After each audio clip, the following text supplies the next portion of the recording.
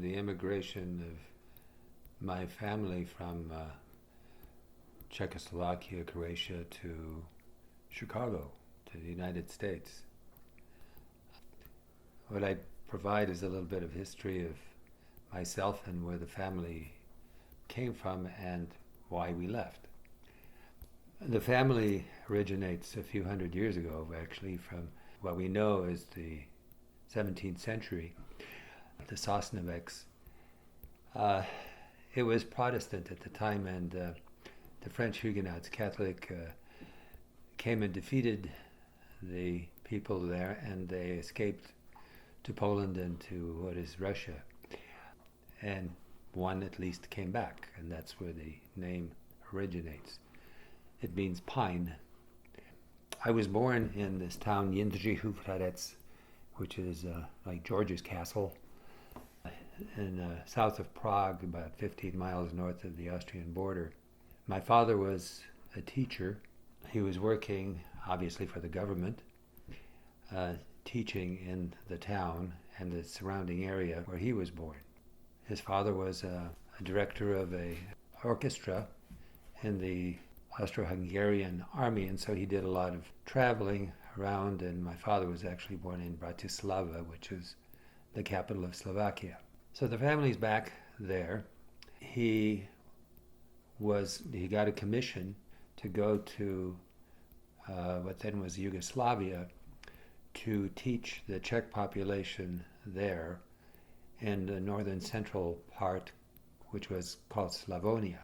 He had a 10-year stint there, that was in 1926, and then he met and married my mother there in 1929. And then in 1936, he was ordered back. Those were the regulations, 10 years and 10 years out. I guess they didn't want to lose him completely. So it was a Czech school that he taught in Croatia at that time. I was born towards the end of that 10 years in 1946, which was the end of the war in 45, and they decided to have one more try to have a son, and they made it. I have two older sisters, 12 and 10 years older, and so you can appreciate the weight between for the war. Right after I was born, he left for Zagreb, Croatia, because he had another 10-year period of time that he would be teaching in that area, a big metropolis, the head of a school. He had to set things up for the fall. There's a birth certificate. It's actually a birth and christening certificate here that's pictured, and it shows my parents. It's the original, who they were. I'd have to translate everything, but my mother was, she was the daughter of a civil servant, I guess, one of the upper people in the town of Daruvar, where he was teaching at the time. And it shows my name is Milan Sosnowiec. Everyone had, well, my sisters had middle names, and this being a very Catholic area, they actually put the middle name of a saint as the name of the child. My father was rather disappointed in this, and so I have no middle name. After the war, the period, the communists took over in Czechoslovakia in 1948, and Tito had his own communism that was actually opposed to Stalin and all his territories. This put my dad under some pressure as far as his allegiance, and he knew that he was getting into trouble and doing some misappropriating funds, I guess. I mean, if he bought things that the kids needed, maybe instead of school things, books and such. In any case, he decided that we had to leave, to basically escape it. He knew that if he returned to Czechoslovakia, that he would be in trouble. The girls wouldn't be able to go to school, or me, or that is, a higher education, and that he might spend some jail time. He didn't give allegiance to either communist side. So there were 4 ways of going back to Czechoslovakia, and he was ordered to do so. 2 of the trains went through Hungary, which was communist into Czechoslovakia, and 2 went through Austria, which was non-communist, divided in 4 sections, as was the city of Vienna. And 1 stopped in the city of Vienna on its way to Czechoslovakia, and the other one stopped in the city of Graz. In Vienna, it ended up in the Russian sector, which was not a good place to be. And in Graz, in the southern part, it was in the English sector. So when we packed up and went, we got off the train, and any officials there really couldn't do anything about it. And there were some other people that also did the same thing, and a couple of them became our friends. So what they did is they placed us in jail for overnight, since the evening was coming. And so I went to the women's section, and then the men were in their own section. So that was always a joke in the family that by the age of 5 I was already jailed. From there we went to a short-term stay and then a long-term stay in Trofajach, where we spent the majority of our time. Short-term transitional in Salzburg in the American sector, since we were going to the United States, where they processed us. I was 5 years old, 6 years old during this time. Everything was rather fun and exciting. I had no complaints. And actually, I don't know, in my opinion at least, this was quite all right. The cabins were divided into 3 sections. There was a front room and a back room. The front room had a stove and chimney and table and chairs, and I remember little else as a kid. And the back room had beds, 2 beds, and I think a smaller one for me. We had developed a lot of friendships during the stay there. Time was spent in reading and tending some gardens. There was work. My father, unfortunately, had an inguinal hernia, which had to be repaired before we were able to come to the United States, because you had to be healthy. And my mother had dental issues, and that had to be taken care of. We achieved that through work. My mother and younger sister, I called her, although she's 10 years older than I am, because my other sister is 12 years older, worked in the forests, planting trees, shoveling snow off the railroad tracks in the winter, and such. My older sister, who was about 17, 18 at the time, worked with the English in the offices there. And I remember that we often took trips in a Jeep, and I would always accompany. I was never really told why, except I think it was to prevent anything serious happening, because she was rather attractive and mature. When I was born, she was 12, and she would strut around with me, and people thought she was my mother. I went to school there, I spent some time in, I guess it would be kindergarten, essentially, and began 1st grade. That's where I began to learn some German as a kid. Eventually, when I came to the United States, I have no recollection of learning English. It just seemed to happen. We would spend time walking in the hills, as you can see there. This is sort of the attenuation of the Alps. The really big ones are in the eastern, or rather western part of Austria. I remember one episode very clearly of going on a long walk for the day and picking mushrooms and then making dinner, a wonderful dinner. I didn't, well, everybody thought it was. I don't think I ate as much as the others. Unfortunately, everyone got severe diarrhea from that. It wasn't pleasant, I recall that.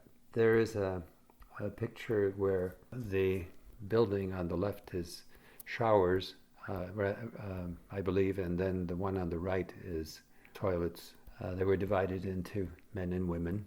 I often, in those situations, actually went with the women's side as a kid. This drawing here, the pencil drawing, is my father sitting and writing reading. It's very typical of him, and I remember it into my adulthood. He would always have a newspaper, a tablet, a book. He was writing something or reading something. From here, we eventually got ourselves healthy enough to go to Salzburg, where we were processed. Now we had to go through physical exams and x-rays and all of these things. And we passed, obviously. But my younger sister was known to have a nodule on her lung. So when she was called for an x-ray, there was another girl that stood up and had the x-ray taken. Thereby, it allowed us to actually come to the United States. Otherwise, our choice was Brazil or Argentina or maybe Venezuela. Picture is up in the hills, and it's a drawing that was done where my mother and sister stayed when they worked in the higher elevations. This was planting trees, I believe. It was a manifest of the people that went on the ship to New York from Genoa on the USS Independence, its sister ship, the Constitution. I believe we passed in the ocean. The Atlantic in January is not a peaceful place. So I recall the ship lunging this way and that way, and people not feeling very good. In New York, we stayed at a place overnight and then took a 2-day Greyhound bus trip to Chicago, where we stayed with a family that had a butcher shop at the front. And within 2 or 3 days after that, we were taken to an apartment that was partially furnished, and my parents had jobs, and my sisters were sent to a high school. Even though the older one was past high school age, it was considered that for a few months it would be good for her to learn English and spend time with the kids. And of course I was placed in grammar school. We are on the manifest, there, the Sosnowiec name, there's 5 of them. My sister Treshnia, the 17-year-old, which is cherry, and above that is Vishnya, which is sour cherry. You might understand that the Catholic birth certificate might not take those as first names. Then Milan, I'm 7 years old, and I'm still single at the time. And my parents, Anna and Otto. Oh, DP. We were displaced persons, as it says, stateless. And that's what was called, for people, refugees at the time. It was a law passed by the Congress during Truman's presidency to assist people coming to the United States processing. So when we came to Chicago, we lived in the Czech neighborhood. And there was a Polish neighborhood, and I remember the joke was that the DP was for dumb Polak. The payment actually came from Catholic Charities, and that is for the transport and I think some other things, and the process, all of that was done for us to get us here. It was for them. And I recall my father proudly saying that within 2 years they had paid, I don't know that they needed to, but that they had paid for the expenses of getting the family here. When I was born, a week after that, my dad left from Czechoslovakia for his school in Zagreb. He had to prepare things for the fall curriculum. And so we did that, and it was actually 5 years later that he was called back.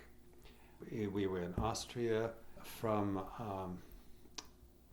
sometime in the latter part of the summer of 1951, because he was again ordered back at that time, and I think it was at the end of his school year. And it was after 5 years rather than 10, because he was in some sort of trouble. My dad never really went into it more than I had mentioned, as far as he'd have a menial job, and my sisters and I probably couldn't go to university. things like that. We had lots of stuff, that we were taking back with us. Actually, we got off with all our luggage, and I'm surprised how many things from that time I remember us taking from Croatia. I don't know how long we were in Salzburg. I don't think it was a long time. I think it was something like maybe a week. Could have been longer, but I don't think it was long. And because we were sent there for the final process, and obviously this was all set up because somebody arranged another girl to have a chest X-ray. See, I don't know anything more about that. So, but the time in Austria totally was, like I said, late summer of '49, and then we arrived January 26th, 1951 in New York. I didn't get any sense of anxiety. I mean, you remember, I'm a kid, and I know my parents' family made everything okay. This was not a big deal. But you're going to a new country. We're moving, and kids adjust. And I think that's basically how like I said, I mean, my first language was Croatian in Croatia, and one of the problems, or one of the things that the communists had against her, or maybe even during the 10 years that she was in Czechoslovakia with us, that she was Croatian, she was foreign, she was not really accepted. Anyway, but in Croatia, that's the language we spoke at home. And then I learned a little bit of German as a kid. And then when I came to the United States, I learned to speak English, obviously. And at home, we began to speak Czech because we lived in a Czech neighborhood. There are some others, it's a little bit of Polish and a little bit of this and that. But I've always thought of Chicago, at least at that time in the 50s, 60s, as a conglomeration of villages. There's the Lithuanians, there's the Germans, there's the Mexicans, and that's a very different neighborhood from Puerto Ricans. So I was, I think, just comfortable through the process. I mean, I have a lot of pictures and memories of in my mind of all of this, and it was all fun. Being sick on the ship was not the greatest, but I remember the coming into New York and the Statue of Liberty. My father explaining a little bit about kind of what that meant, and I recall being told that was a gift from the French. And then school. I went to a Catholic school. Nuns all over the place. I was very comfortable. I was the most Catholic of my family, even without a middle name. Kind of came to me was everything is fine. We're doing this, and and we're okay, and we're going as a family, and there was no worries.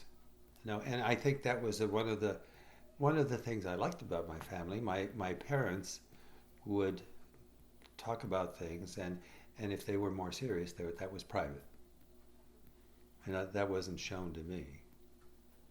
And I know with my story, it's there's a lot of people in this world that are having and have had greater difficulty as far as transitioning and coming to this country. This is a piece of cake in my mind, But I'm sure it caused anxieties and tensions, which was not transmitted to me. I do remember, and my older sister, I thought she was, as I mentioned, that she was precocious. She was out of the house in Chicago within months, and married and having a child, and then she had the other one in 2 years later. What's interesting is that they lived. My sister married, lived in a West Side neighborhood. The Black West Side of Chicago. That was at least 50% black at the time. And I would, on days off when my parents went to days off from school, when my parents went to work, I would take the bus and transfer there and go stay with my older sister and her baby. And then that became the fully black neighborhood. The black neighborhood was always like 2-3 blocks from where we lived in that neighborhood. We lived in 3 different places. The last house that we lived in was a house we bought, and that was bought in 1958. I think it was something like in the 40,000s. What can I say? That neighborhood, my mother, before she left, she was one of the few Caucasian, white people living in that neighborhood. It became entirely Mexican, which was fascinating because when I was there in the beginning, it was entirely Slavic, Czech, maybe 90% Czech. There was a Czech school, in the school that I went on Saturdays. And I went there for a while, and then I was learning Czech. But I was learning it at home too. My dad was a teacher, and he encouraged study and education quite a bit. I was the first one that my sisters are very happy. They thanked me for not disappointing my father and going to college. It was fun. I recall it, fondly. But then in Chicago, that community is really something special. I perceive it, I think about it as the ideal social setting, experience, because we were very social. And I think the Mexicans that came around, because I've visited the neighborhood here, probably did about the same thing. We were very much involved in doing group things, like Czech friends. People would gather in the forest preserves on the weekends, of Chicago. In Chicago, we had, my sisters belonged to a theater company, and they put on at least several plays during the course of the year, and these were Czech plays for people, and 200 and more people would come and watch these. I played some bit roles when I was a kid. My younger sister, as I say, she was in many productions. The older one, in some, she would read the lines in a booth, in the front of the stage, just so that people would stay on track. It's like this wasn't their profession. And I say ideally because there was a guy who had played soccer, and he worked at a bar. He was still young and played in the local Czech soccer team. I remember a good friend of the family who was a butcher. There was a guy who also was a secondary, or I don't know, maybe a college teacher. There was a guy who was an accountant. My brother-in-law, the husband of the older sister, was a bookkeeper, accountant. He would do the books for restaurants and bars that were Czech around in the area, and also in Berwyn, Cicero being Al Capone's place, town where he spent where he had his office, and Berwyn beyond that, and that was kind of the progression of if you made it well and financially wanted, you would move west or further out from the center of downtown. It's like a semi-sphere, and you get further outside the city, and so both of my sisters moved to areas that were suburbs of Chicago on a radial, out. So there were a lot of businesses there, a lot of restaurants there, and my sister, his wife, she really learned how to do the books and did a lot of that for him. So they worked together. He never returned to the Czech Republic. And he spent those times in Croatia working there. He spent a 10-year period as a teacher professionally, and that was the war years, in a place that was relatively untouched by the Second World War. It was a sweet spot. Their only experience of the war at that time is that there was a Russian official in town, doing whatever, nothing that affected him very much, and a English pilot crashed, and they buried him, the people there. That was it. It wasn't, again, it was very fortunate that the experience was not bad. There was a lot of people that my family knew that didn't fare as well. Even Croatia was rather restless and somewhat worse after the war. He really didn't want to talk too much about it. What I do know is that his childhood was not the best. He did travel from place to place with his dad and mother. I don't think she was very functional. As a matter of fact, from his descriptions, I think she was psychiatrically impaired.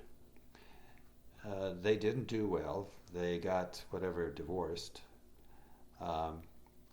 In the process, she burnt all his music, except for one page of music of something he started. And there was a period of time he didn't see his father for 25 years. And I think he went to see him in 1948, the year that the communists took over. He had a musical school in Prague. And I think that was after 25 years or so, I don't know if it was a goodbye, but I think he made some contact. His mother really declined. I went to see, and she lived with my father's sister in Prague. I found the place and I visited, I surprised them, and they were living in this 1.5 room, kind of large room kind of place, not doing that great. And that was in 1967. I went to a town where I was born and went to a restaurant bar there and talked to a fellow an older guy. I asked him if he had known anybody, a teacher here from Sosnowiec, and he said, yeah, I remember. That's cool.